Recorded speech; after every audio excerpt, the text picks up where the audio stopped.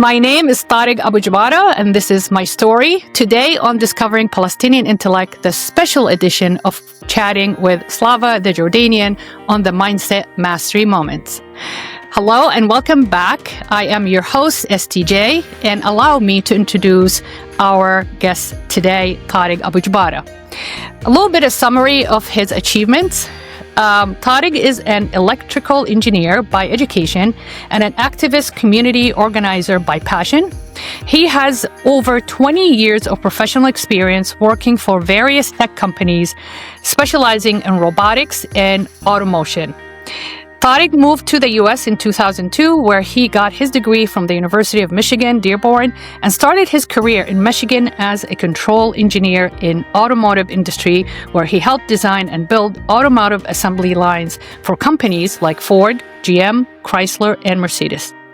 Tarek then moved to Boston in 2006 and worked for Motorola, Amazon, Google, Cruise, and most recently for Symbotic as a technical program manager. So aside from robotics, Tarek's passion lies in community organizing and activism. Tarek served in various local and national roles for the NAAP, which is the Network of Arab American Professionals, including national president.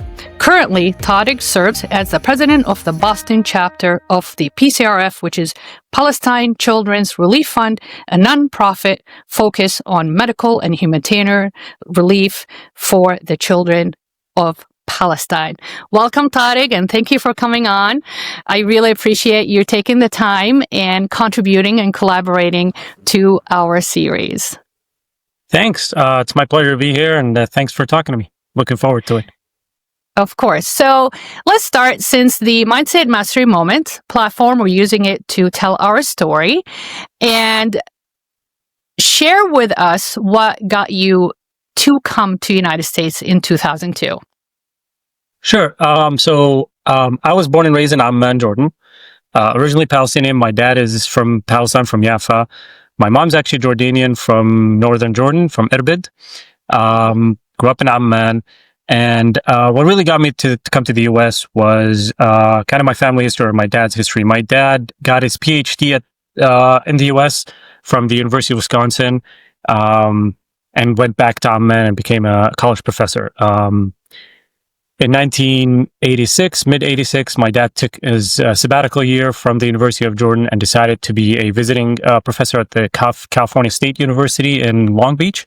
So he pretty much brought the entire family with him, and we all spent a year living in Los Angeles, in Anaheim, to be specific.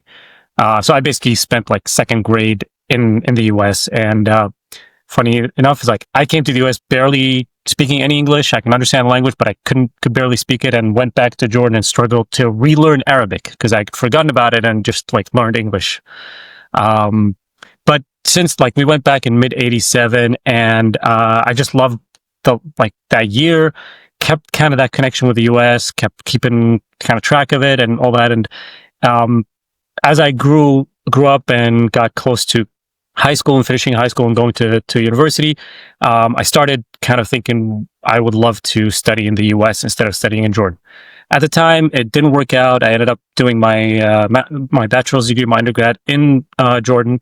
But I made a deal with my dad. He said, okay, get good enough grades, get an acceptance for a master's, and you will go. I'll make sure that you study in the U.S. So that was kind of our deal, which I kept my end of it, and got good enough grades, got accepted in a few universities in the U.S., and came to the U.S. to study.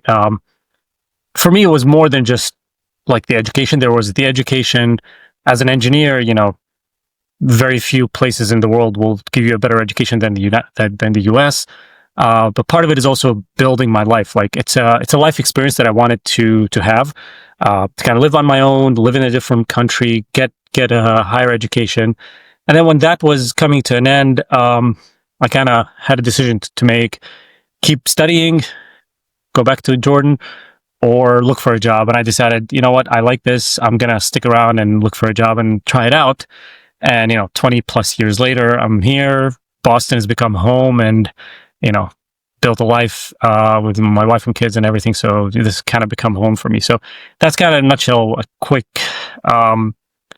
summary of my life is just was a fascination with the culture, fascination with building a life for myself outside of my comfort zone, and part of it is also following my dad's footsteps of studying in the U.S. Yeah, that's amazing journey. Real quick one, but it's not quick. Yeah. So just to clarify for our listeners and our viewers, so the first time you landed in the US, you were 2 years old? I was 6+ years old. So you were in second grade. Yes. So I studied second grade in the US. I was about 6.5, almost 7 years old. Yeah. And how many years did you spend in the US before going back to Jordan? We spent a year. So from about mid 86 to mid 87. Was it because your dad was working here? Yeah. Okay. So as a college professor, every 6 or 8 years, college professors in Jordan get to take a sabbatical year and go do research somewhere else. So my dad, when it was his time to do it, he decided that he wanted to do his research in the U.S. So he became a visiting professor at California State University, and the whole family tagged along. Yeah. What was his PhD in again? Accounting. So he got his PhD in accounting from University of Wisconsin. That was his own interesting route, which we can always talk about, of course. So he's a numbers guy, right? He's a numbers guy. He's a taxes guy. So it's numbers and taxes with him all the time. Do you think your passion for numbers came from there as an engineer? Because my brother is a double E too. Yeah. I don't know. I think so. My brother followed in my dad's footsteps and went into accounting. I think my passion came from science in general. Just a fascination of how science explains all these things in the world that we find fascinating, and all things that as a little kid I couldn't understand, and then science started peeling the onion for me and explaining them. So that's where it came. I think that's kind of where my journey as an engineer started, is like 4th grade science and math kind of. And I had a really good teacher that really kind of, I don't want to say pushed me, but she really did an amazing job explaining science concepts at the time that just got me into it big time. And that led to my journey. And funny enough, I'm still in touch with her. Her son is now my best friend, but that kind of like set me on the path. That's always fascinating. It's almost everybody that I spoke with and everybody that came on as guests, it's always a teacher somehow. Same thing with my husband. He has a PhD in physical chemistry, and what got him into chemistry, his high school teacher. He was an amazing teacher. It's really how you deliver the information to this child. If that child identify with it and becomes a passion, you just ignite that passion inside us. So did your mom seek a higher education in Jordan? So my mom has a bachelor's in from business school. I think like business administration, and she worked in banking for a year or two before kind of having us kids and dedicating her time to the family. And funny enough, while my mom was studying and my dad was teaching at the University of Jordan in the business school, that's how they met. So my dad was a professor of accounting. My mom was studying at the university at the time, and they met and fell in love and got married as soon as she graduated. Yeah. The rest is history. That's awesome. So one of the things we have in common is our parent setup. My mom is from Jordan, from Asalt, and my dad, Nabulsi, originally from Nablus. So, I always share the story how the outlook on life really different coming from a native Jordanian and a Palestinian. But I'm wondering if that resonates with you too. My mom was very much the traditional tribal connection.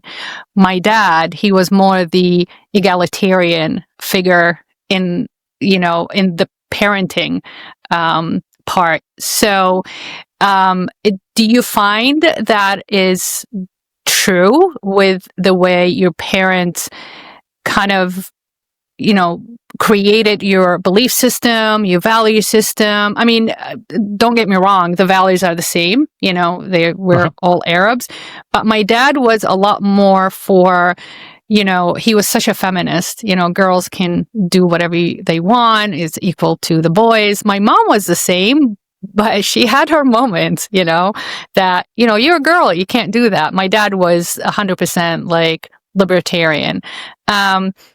And I think because of the coming from a region like Palestine that has been exposed to so many different civilizations, so many different, unfortunately, occupation, but they grabbed a lot of the best of all the world and created their, like I said, egalitarian mentality, or egalitarian mindset. Because we talk a lot about this on this platform is, mastering an unlimited mindset by eliminating limited beliefs. And that was my dad to the T. My mom, 80% of the time, yes, but 20%, she had her fears. She did have her limiting fears that what if. So it didn't stop us from, seeking higher education or venturing or displacing ourselves from, Saudi, because I was born and raised in Saudi.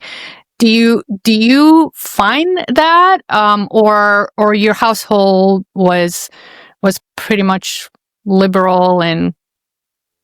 I think maybe not to the same degree. So my dad, and I'll dive into like my parents' backgrounds a little. So my dad, he was born in 1940, so he was 8 years old when the Nakba happened and the displacement and all that. So similar to a lot of Palestinians, after they lost everything, realizing education is the only thing nobody can take from us, and kind of pursuing that path. That's not to say like his family wasn't pursuing that path before, but he kind of reinforced it even more. My mom's side of the family has a very interesting history. But my mom specifically, her dad, my grandfather, worked for the local phosphate mining company. So they pretty much lived all across the country, all across Jordan, because whenever he was needed in a specific location, they would just relocate, and he would spend years and years there. And when she got to go to college, they were living in the southern part of Jordan, Al-Aqaba, which is like on the Red Sea, the Red Sea port. But she ended up going to school in the University of Jordan in Amman, going to the dorm and all that. So she was by herself, which in the late 60s, early 70s, obviously culturally different country, different apprehensions. But her dad, very open-minded about education, all that. So he pushed for that, pursued that, and all that. So I think being, coming from those two sides of the family, we never had limitation. There was never like, you can't pursue one thing or another, or girls can't do anything, one thing or another. Quite the opposite. My dad, a lot of his experiences, including his experience when we were in Los Angeles, reinforced in him the value of us kids getting our education, and insisting that if we want it, the education doesn't stop at a bachelor's degree. If we want it, he will make it happen one way or the other. He will make sure that we get our graduate degree. And 3 out of us, 4 siblings, we have graduate degrees, because 3 of us wanted to pursue it. So he insisted on that. My mom was very supportive, apprehensive. Her kids are leaving the nest and going to these foreign countries, and living away from her. Till this day, I'm 45 years old. I have 2 kids, and till this day, she treats me like her little boy because she's a mother. So it wasn't a matter of no. It was a matter of just like typical mother instinct. Typical. I'm worried for my kids, and I want them to be close to me, but obviously understanding and supporting all of us. So both my families, like both my mom's family and my dad's family, valued education a lot, valued women independence a lot. They were, you could say, on the liberal side of things a little bit. So that kind of just naturally paved the way for us to do what we wanted to do, to pursue our life in the way we saw best. The amazing thing about anybody that so far that I interviewed coming from that part of the world had exactly the same drive and the same support for higher education. And it's absolutely beautiful thing to hear because, when you migrate or immigrate, you're in your bubble. You're focused on trying to achieve your goal, trying to execute the plan that you sacrificed everybody you know and everybody you love and everybody you know in order to come to elevate your intellect by seeking a higher education for a better life. Part of it is the pride in us. We are so proud to make our family proud. And part of us is the constant yearning for knowledge. We want to know more and we want to do more. So I am so glad we're talking about this because I really wanted one of the goals of the series. I wanted the world to know and I want the world to learn what we are all about. Unfortunately, we are constantly living in the echo chamber of stereotype and, due to whatever politics or somebody's narrative, and we get stuck in that.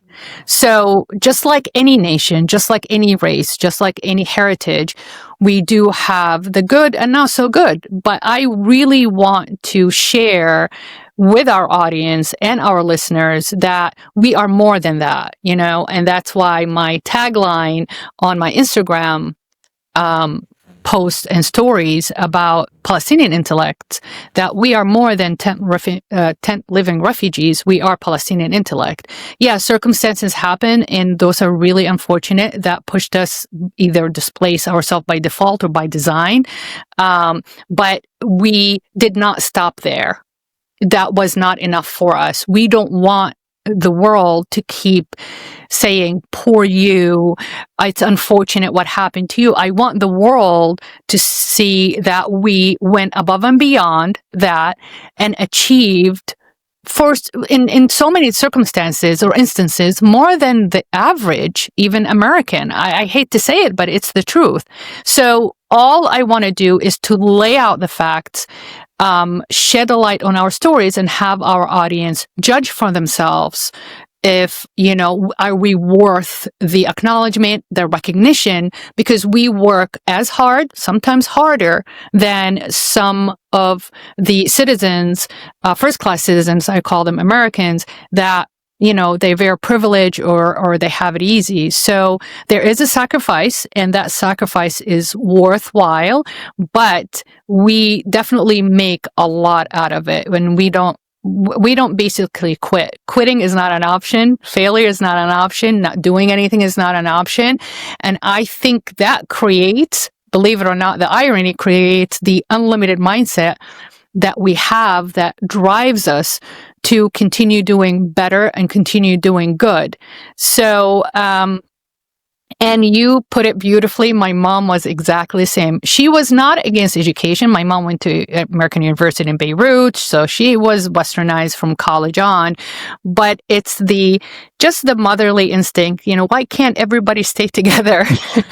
Why can't you guys just stay in one spot so I can visit you? Like, I can make the rounds on 1 to 5 in one day kind of thing. So it was more leaving the nest, stepping out of her comfort zone.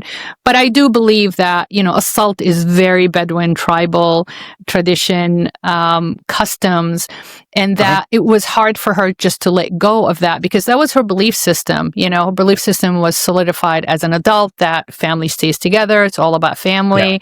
Yeah. And probably you heard it all your life, family, family, family. So, but it's not like she said no to higher education. By all means, she said, do more. It's not enough. Keep going until you can't even go anymore. So thank you for that. They're pulled in, their mothers especially, they are being pulled by two different forces opposing each other. Like the motherly instinct of be around me, stay around. So whenever me and all my siblings get together in the summer and visit my parents, my mom's the happiest because we're all there. And whenever we start, one of us starts going back, each one at their own time, she starts that whole, why can't you all be around me? Like, why can't this be the same? But at the same time, it's that I want the best for my kids, and if this is the best for my kids, I will support it. So, it is definitely different. My mom is from Irbid, so it's probably a little bit different than Salt. Obviously, Irbid is like, my mom comes from a family called the Sharia, which is a very old family in Jordan. So there is that. They're not, I don't want to say Bedouin, they're more like they were farmers. And then the majority of her uncles went into military and public service. So that, I think, is what colors their belief system, their kind of that's their prism on life. Is they come from that old farmer mentality, but at the end of the day, they like, none of her uncles or any of her uncles pursued that. They eventually all pursued public life, or some of them even their own businesses. So it kind of colors that, I want to say, a little bit of that liberalism and go pursue your own thing. You don't have to do what the family business is. Yeah. I agree with you. Salt is it's a unique beast. My best friend is from there. So like my best friend that I mentioned, he's from there, and he's a wonderful man, but he's a unique individual, as you said. So yeah. They're very special people. Let's put it that way. Wonderful very special people. Wonderful, yes, special they people. Are. So going back to your dad, unfortunately, he was born 1940, right? Mm-hmm. He got displaced from, was it Jaffa? Jaffa, yes. Jaffa. So how old was he when he came to Jordan? He was 8, you mentioned? Actually, he was 11. So, and it's not like he lost 3 years. No. So the way it worked out for my family is 1948. My grandfather and grandmother basically piled up all the children in the car and went to visit relatives of theirs in Gaza. And this was pre-May 15th, the Nakba and the occupation. I think it was like 3 days before that. They went to visit my dad's uncle on his dad's side, so Ammi. And then Nakba happens, and now they're stuck in Gaza and they cannot leave, and now they have to figure out life there and all that. So they had the misfortune of not only losing everything, but they didn't even have anything. Like some people when they fled, they took their house keys or they took their documents or some money. Like, no, none of that. So my grandmother never had like the symbolic house key that a lot of Palestinians to this day hold on to. All they had is the stories and obviously the clothes on their back. They spent 3 years in Gaza, and then my dad's uncle on his mom's side, so Khal Abui, he was I think at the time either the minister of education or had a high enough position in the Ministry of Education that he was able to apply for my dad and his family to come to Jordan and become Jordanian citizens. So around 1951 or 52, they went to Amman and kind of built a life for themselves there. So he was 8 when the Nakba happened, and they were in Gaza, but then spent about 3 or 4 years living in Gaza before they went to Amman and built a life for themselves there. So they went from Jaffa to Gaza. Unfortunately, they were visiting, so they didn't think that they're going to be locked out of their homes. And then from Gaza, they came to settle in Amman. Okay. So it is displacement, by default. They did not choose it. So he's a child of diaspora, basically, and it's so sad. It's amazing how these stories are so parallel with so far everybody that I spoke with. So I guess according to the article that was published by the Columbia Press blog in August 23rd, 2023, that Palestinians now are known as the world's most educated refugees. And the question I always ask all my guests is, do you think if the Nakba never happened, you think the Palestinians will have the same drive for higher education, or it would have not matter regardless? Obviously, it's tough to definitively say. I believe that if the Nakba didn't happen, the level of education might not be the same, to be honest. That's not to say that the Nakba is the only reason why we as Palestinians are highly educated. There's a wonderful book by the historian Ilan Pape that talks about I think it's called The Modern History of Palestine, if I'm not mistaken. And in it, he talks about the last about 100, 150 years of the history of Palestine. So going back to the late stages of the Ottoman Empire and all that. And in there, he says like the Palestinian society was highly educated relative to its counterparts in the region, relative to kind of European or quote unquote the Western world.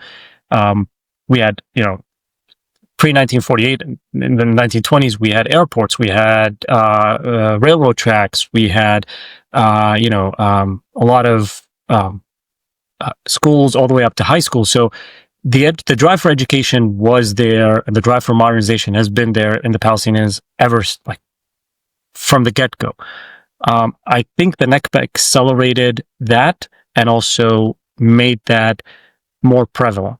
So, like, I take my dad's story as an example. So my dad grew up born in Jaffa. Unfortunately, didn't grow up there, but his dad before him and his dad, like hundreds of years before that, many generations of our family are from Jaffa, and they are farmers. So my grandfather was an orange farmer at the end of the day, just like the majority of people in Jaffa, I guess. He had many pieces of land. You can call him a gentleman farmer, I guess, because he had so many pieces of land. But at the same time, insisted that his kids get an education, especially my dad. My dad was his eldest. So when they found themselves stuck in Gaza, my grandfather insisted that my dad continue his education and found a private school for him to study in Gaza and enrolled him there. And my dad says the day that his dad took him out of private school, put him in public school, is the day he knew that money is running out and they need to figure something out. But for those two plus years, my grandfather insisted his kids' education does not get disrupted. So it's been there from the beginning. Now, had the Nakba not happened, would have my dad continued his higher education, or would he have gone into the family business after finishing high school? I don't know. But there's definitely, the answer is definitely there, that because the Nakba happened, my dad continued his higher education, got his PhD, pursued that. So I think the drive for education is there. I think the percentage of highly educated Palestinians and how fast we went forward is what the Nakba contributed to. That's kind of my, I don't want to say, statistical guess. This is my hunch, is that had the Nakba not happened, we would still be highly educated people, but not necessarily with the same number of PhDs, for example, or not necessarily with the same number of, college graduates. So I think the Nakba played a huge part of it. It's in our DNA prior to the Nakba, and I think the other part that plays a role in it is kind of competitiveness. Just like a lot of Arab societies, we are a very competitive society amongst ourselves. Like, there's always hey, my brother got a PhD, he's not better than me, I'm going to go get a PhD. Or my cousin, or the parents, needling, their kids, like, oh, your cousin is a doctor, why don't you go to medical school? So I think that definitely is present in our culture and definitely plays a role in pushing us to be also highly educated. So, and there's always that cliche, like, they took away everything, but they can't take our minds, they can't take away our education. It's our key to a better life, to upward mobility, to succeed anywhere in the world, because a lot of Palestinians didn't know what their life is going to be or where they're going to end up. So education was their way, like, wherever I end up, I have an education, I'm an engineer, I'm a doctor, whatever, I can work and build a life for myself and my family. So that's kind of my take on it. It's Nakba was a huge factor, but not the only factor. Because the research that came out in 2016, the literacy among Palestinians in Palestine was 98%, 97 to 98%, if I remember correctly. That's 2016, not too long ago. So it's fascinating, even with the new generation, they're still driven buy all that passion to, read and write, because like you said, it is our ticket way out. My dad used to say, just like you mentioned, is, government can come and take your house. Political system can just make you displace yourself. A husband can, ruin your life or put limitation. Even children can break your heart and be mean to you. And then you have to fend for yourself. But nobody can take your knowledge from you. Knowledge is knowledge. Exactly. And that is, he used to say that Tazkartik, basically, that's your ticket to the invitation to the party. When you are higher educated, you kind of catch the light. People start being attracted to you. They become interested in your opinion, in your thoughts, in your mindset, and you start exchanging ideas. So that has always been implanted in us from my dad's side. My dad was a lot more passionate, as a Palestinian. It's like, don't you ever forget. Don't you ever forget. My mom was very encouraging, but, my mom's like, if you want to take a year off, that's fine. I think because, like you said, I'm staying home, so I'm not going away anytime soon. So that was her safety blanket. But at the end of the day, she never, ever will allow you to give up on your dream or pursuing education. And they did play the mind games between the siblings, look what your brother is doing, look what your sister is doing. And it was a healthy competition. And I think it just kept our drive going. Now, coming to the United States, and I ask all my guests that immigrated, what do you think was the most challenging adaptability for you coming from Jordan and into Michigan? I think the biggest challenge was just figuring things out on my own, like building a life for myself. I came when I was 22 years old, and I lived with my family for the first 22 years. I, never cooked. I did clean a lot in the house. I did help out with the house chores, but I never cooked. I never, was away from my family for more than a few nights here and there, maybe, hanging out with friends or something like that. So, to me, the biggest challenge was arriving in this country.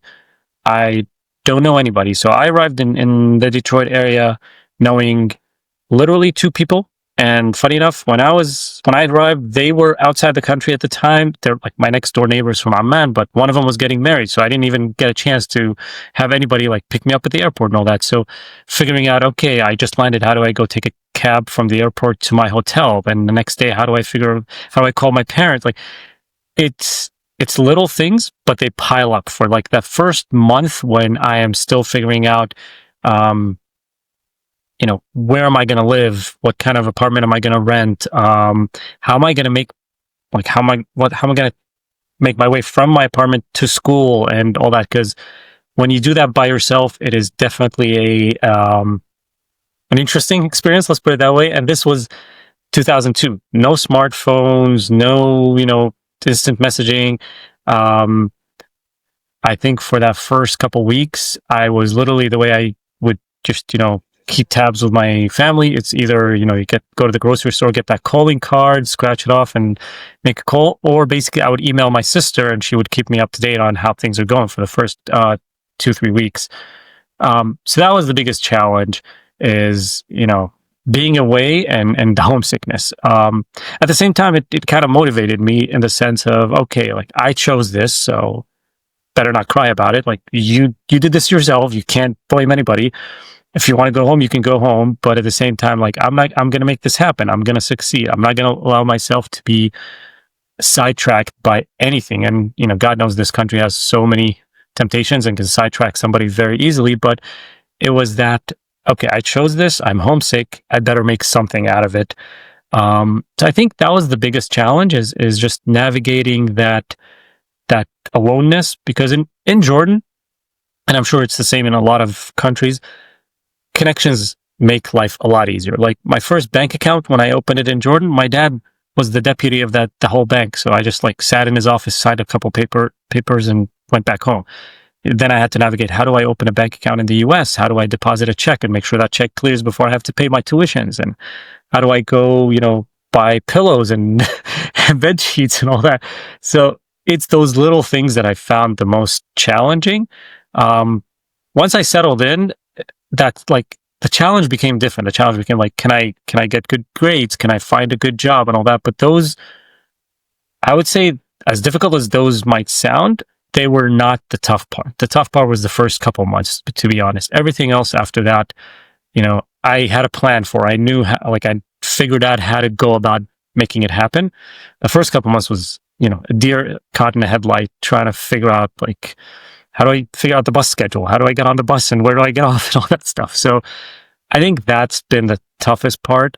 The challenge varies, obviously, as life progresses. Like, after a while, when I got married, the challenge becomes, how do you build a good life with a wife and kids here and raise them in a way that you want to raise them? And how do you ensure you get the right value, instill the right values in them, while still being true to yourself, true to your culture, but also taking all the opportunities that this country presents? So the challenges vary as you progress through life, but that first challenge of arriving in a foreign country with knowing nobody, that to me was the kicker, as they say. It was the tough one. It's almost like you go through withdrawal syndrome from the plethora of support, the tribal support, I call it, to nothing. It's like too quiet. Where's everybody? And then you have to make your own life. You have to make your own tribe. Now, what resonated with you in the United States that you chose to come to the States, not England, for example? And do you see yourself redesigning your belief system? Now you are a husband and a father, different than the belief system you came in with? Those are good questions. What made the choice the US versus other parts? As an engineer, there's nowhere else, there's no better place to be. Very few countries, probably a handful, or even in those countries, a handful of universities offer the education and post-education, the real technology opportunities that one gets in the US. I'll say this, I often have conversations with friends and family, why don't you, you've been here for 20 plus years, you've got a ton of experience, why don't you go to Dubai or the Gulf region or somewhere else? And I keep telling people, in the US, as a professional, I am developing the new technology. I'm working on brand new robots or brand new autonomous vehicles. In the Gulf region, I will be a consumer. I'll be using that technology that somebody else develops in the US and selling it, or, figuring out how to best make it work for that region. Those are two different, as an engineer, those are two very different things. So to me, the US was, I'm not going to get the experience as an engineer anywhere else in the world, or maybe not anywhere else in the world, but very few places in the world would give me that. And also the amount of opportunities. So many companies, so many different technologies, so many opportunities, so many universities in the US that if one opportunity doesn't pan out, there are so many different other ones that I can pursue. So that kind of pushed me towards the US versus the UK versus, somewhere else. Would I love to experience life in those other countries? I would love to, spend a year or two here and there, Japan, UK, France, Europe. I would love that, but, you never know how life unfolds. But that's, I think, kind of what drew me towards the US. Sorry, what was the other part of the question? I forgot. No worries. We always discuss a belief system because our research shows that all immigrants coming from whatever background, even just migrating from a small town to a big city, we carry with us the belief system, a certain belief system that guides us and constitute the way we conduct ourselves in society.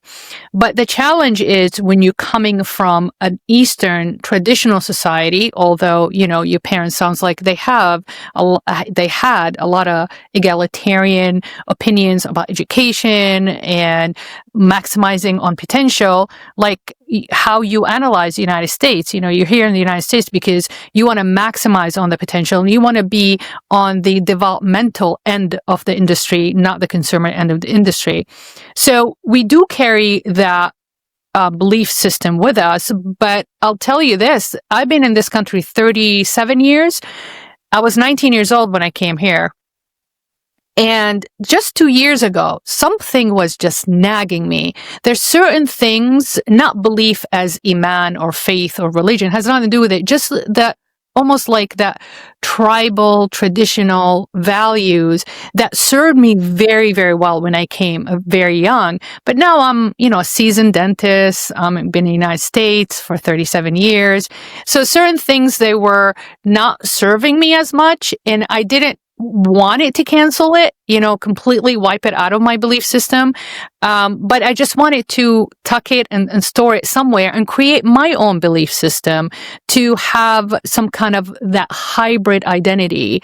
You don't want to be too extreme traditional. You want to be modern. You want to be a social. So I always ask, now I never birthed any children, but I've been around children all my life.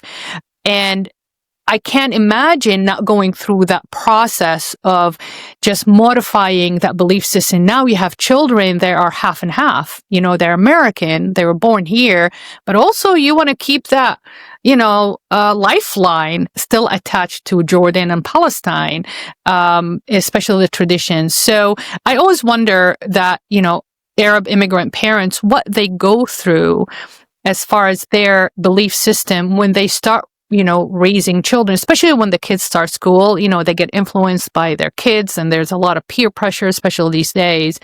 So I'm just wondering, as a dad, are you going through that process right now? Big time. Sorry. No. It's actually very good. So there's always that, the cliche of I want my kids to get the best of both worlds. Obviously, what is best for me can vary very much for my neighbor or for my friend who also came from Jordan but has a somewhat different background. I think at the end of the day, the way I look at it, the core belief system that I grew up with, and my wife, who has a very similar background, grew up with, it is very, I think that stands the test of time, more or less. Family, community, working hard, doesn't matter what ethnicity you are, which country you live in, those are values that I think will stand the test of time. So the good part about it is, no matter where life takes us, those are the values that I want to instill in my kids and work my hardest to make sure that they get it. I'm also a realist, realizing that the time and place that I grew up in doesn't exist anymore. I always joke with my wife, she loves Amman a lot more than I do, or she loves visiting Amman a lot more than I do, not because I don't like Amman or ashamed of it, but because I always tell her the Amman that I grew up in is gone. I don't recognize it anymore. It has evolved so much physically from just construction and buildings and all that, but also socially, economically, culturally, it has evolved a lot. That doesn't mean that there aren't people who still hold those values, just a lot of differences. And because it's been 20 plus years since I left, it's very different. So I'm a realist in saying that there's no way I can raise my children in the same exact way, or to come out and become replicas of myself or my wife as in their belief or in their behaviors. But there is a way, and I've seen it happen successfully, to raise kids in the US with combining that or instilling that core belief system, which like I said, stands the test of time. Is it easy? Absolutely not. It's actually the harder path. It's very easy and to just be lazy and say, you know what, they live in the US, they're just going to speak English. No, I insist that once my kid leaves, he's 2 years old, so it's obviously different now, but than in the future. But once I pick up my son from daycare, that's it. I only speak Arabic with him. I will not speak English. Even if he starts speaking English to me, I'll respond in Arabic, so he can switch back and start talking to us in Arabic.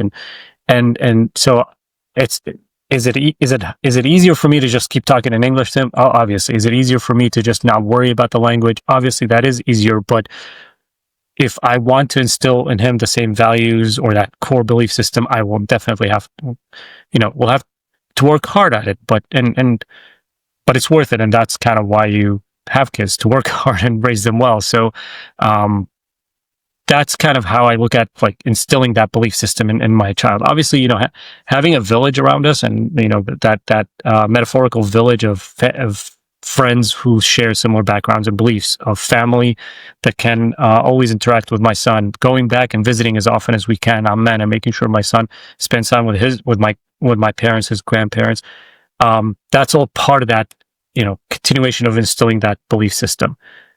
Does one's belief system change as you evolve in the US? Again, I think the core doesn't change, but potentially how you view things might change. What you thought was potentially normal, or just like it is what it is in life in Jordan, you might find like this is not necessarily good or healthy for me, or this is not necessarily what I want. A simple example is like, family is great, and having family around is wonderful, but there's also that, for some people, having so many family members know everything about you might not be a positive thing. So in the US, it becomes easier to say, you know what, that's not part of the best of my old world that I want my kids to get. So choosing what best of both worlds is also not easy and difficult. And that's something that as a parent, you have to pause and think like, do I really want them to get exposed to this part of my culture that I was exposed to that I don't necessarily like? Or should I shield them and focus on doing things differently? Not to criticize, parents or uncles or aunts or the again, the metaphorical village that we grew up with in our countries, but there are things that I would say every Arab parent would probably say, this is my experience, I want my kid to have a different experience. And then there are other things where like, this is the wonderful experience that I have that I want my kids to have. I think that evolves as you live in the US and as you raise your children here. I used to believe that we need to choose. Either we're Americans or Arab. And I took me years, came to the conclusion that we should not choose. We're both.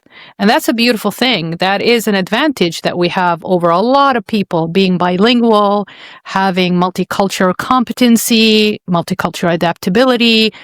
It's something beautiful that when your children go back to Amman, Jordan, they are going to be able to relate. They are going to be able to, calm and comfort your parents as grandparents because they know the culture, and the belief system, the way I explain it, is like Mother Earth, Earth, the core of Earth, the electromagnetic field inside of Earth hasn't changed for millions of billions of years. But the Earth itself, if you look at the history of Earth, the land, got separated. We have more ocean, less ocean, more land. You have the ice, the melting of the ice. So the geography of the Earth have changed from the outside, but because it needed to change as a response to a different environmental conditions, that it had to adapt to that environment or that weather in order to survive. And that's how I picture it, that your core is never going to change until the last day on this earth for me. But I just dress it a little bit differently. It looks different from the outside, but the inside is still the same. And that is, again, I think, and I hope your generation, I'm sure, that is teaching their children to be that hybrid. My generation and older, it's either one or the other. Yeah, I'm Amriki, I'm Arab. We had to choose. And that put a lot of pressure on us, to be honest with you. Now I learned, why can't we be both? I am this and that. There's no reason for us to drop. And that, like I said, will give you the advantage to be able to adapt and to be able to be sympathetic and tolerant to other cultures. And just having two languages, it's like I said, it's a beautiful thing. Moving on to the PCRF, my favorite topic. Right. Could you share with our audience and our listeners what the PCRF is all about?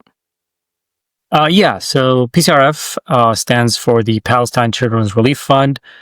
It was founded in 91 or 92, I believe, so about 34 years ago.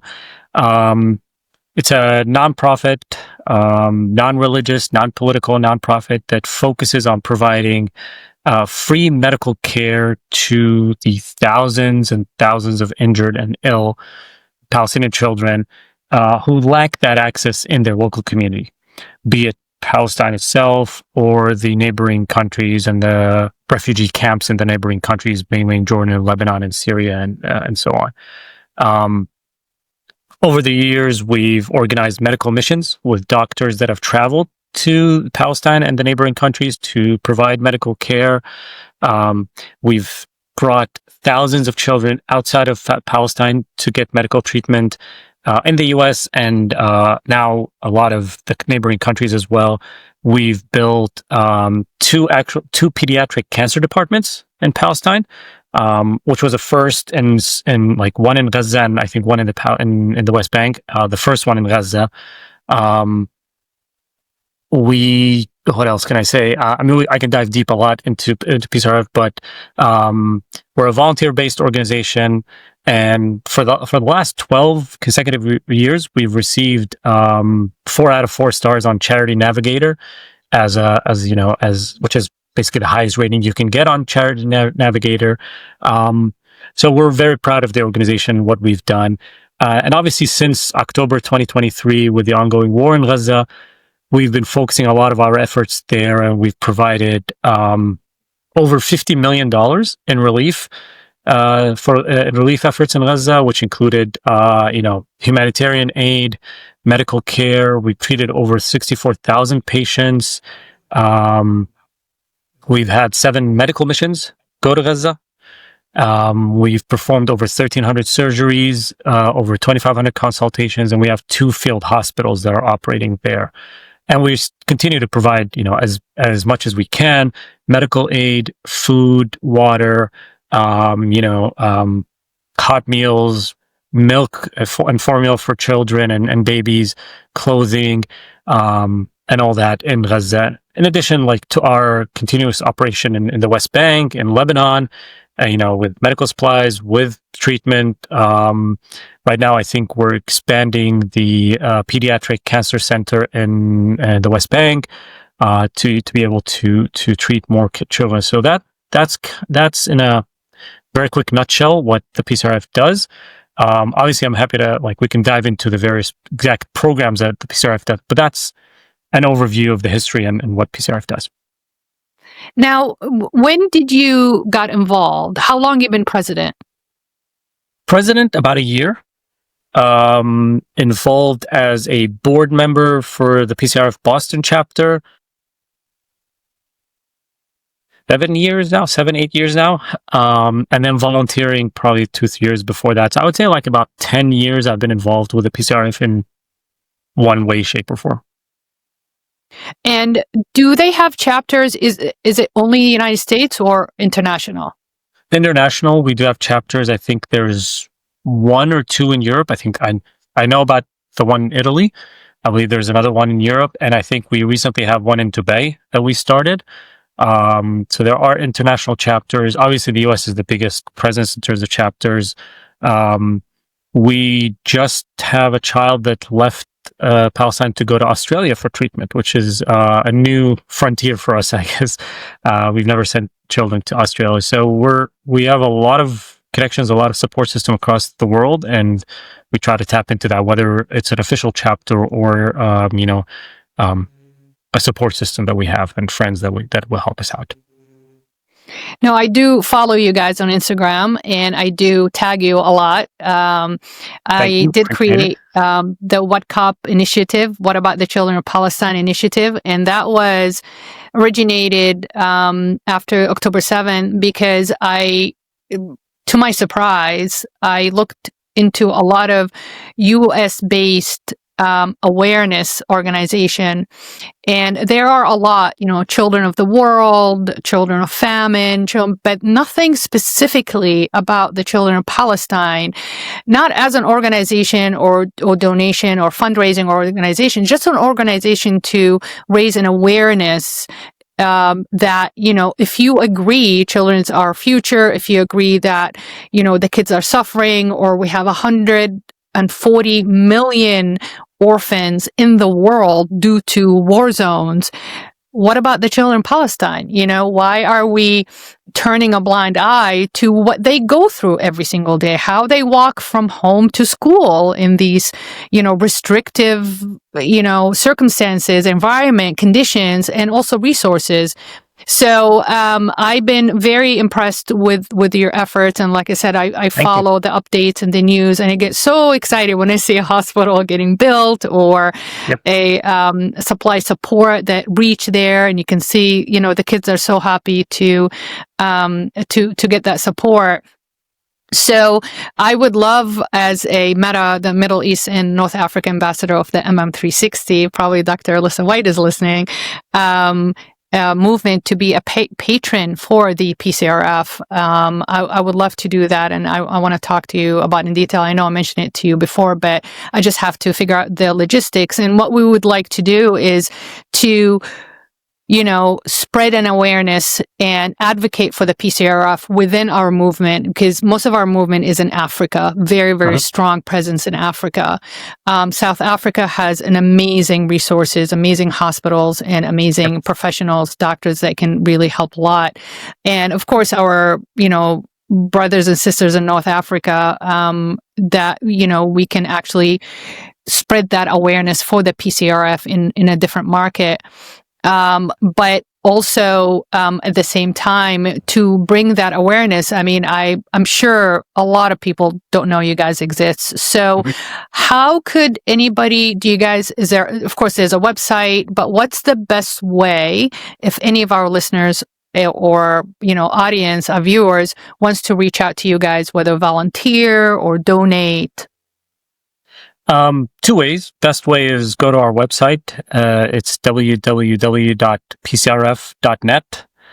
And obviously you can donate there. You can sign up to be a volunteer. You can learn about our programs, whether it's the treatment abroad program where we bring kids to the US to get treated, medical missions, orphan sponsorship programs, our cancer departments, our amputee programs. Like, you can learn a lot there. The other part is to reach out to us via email. Our email for the Boston chapter is very simple. It's boston@pcrf.net. Email us, we'll get the email and promptly respond. And if it's something that we have to connect with the greater national office, we'll do that and loop people in and figure out the best way to answer questions and provide the support and do the collaboration that is needed. But yeah, website or email would be the best way. And if there are families on the ground in Palestine in dire need for help, can they reach those PCRF centers easily? How does it happen? I always wonder, how does it happen on the ground? So on the ground, we have staff that works for the PCRF that is born and raised like in Palestine, whether it's the West Bank or whether it's Gaza. So our Gaza staff are they're not people who are from the US who all of a sudden find themselves in Gaza and don't know the lay of the land. No, these are people from Gaza, born and raised. They are from the community. So we rely on them to tell us here, hey, I think this is the best area for a field hospital, or this is where aid is needed and distributed. So that's kind of the best way for people to get aid, is to connect with that staff. Now, we've had instances where people will email us and say, I live in this area of Gaza, in northern Gaza, for example, in this neighborhood and all that, and I need aid. And we promptly send that information to the staff on the ground, and they are best capable to say, okay, we can reach this person this way or that way, or they, communicate and get in touch with them. So that's the beautiful thing about us, is our staff is local. They are from the community. They know the community. They're able to understand all the nuances, all the sensitivities, all the needs, and best provide that information to us. In addition, we have obviously the staff that is, in the West Bank. We have our regional CEO lives there. She moved from the US to work there and live there. So there's not only the staff on the ground, there's also the administration that is in the West Bank, in the region, that also relays that information to us and says, okay, here's the programs we need to work on. We need to provide XYZ to the community. So that's generally the best way that people can get in touch and learn about, or, get the aid they need, and then if they get in touch with us through our website or email, we definitely relay that information back to our staff on the ground. So it helps us having people who work for the organization who are from the area, who know it best. That's very smart, because a lot of, as part of the movement, the MM360, we read a lot about the organizations on the ground, and it's the same thing in Africa. So our headquarters, I think, Ghana, Nigeria, and the best organizers are the ones on the ground, involved with the small community organization, charitable organization that helps certain pockets of community. But that's real smart, because I had 2 families actually reach out to me through Instagram after I posted the video about the PCRF gala. And I talked about the PCRF a little bit, and they said exactly what you mentioned. We need help. So I remember I just gave you the names, and you asked them to contact the locals, which is great. So unfortunately, we have reached the end of our hour. I would like to thank my guest, Tarek Abu-Jabarah. Thank you so much for coming on. And as a reminder, these episodes are uploaded every single Wednesday on the Apple and Spotify podcast platforms, and also you can watch them on our YouTube channel on the Greenwood Dental Partners anytime you want and anywhere you are.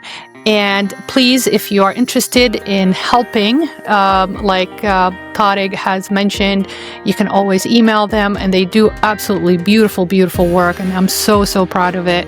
And hopefully one day we will work together. So thank you for our listeners. And if you like this content, please like, share, and hit the notification button so you don't miss any episodes. Thank you so much, and I hope to see you next time. This is Slava the Jordanian.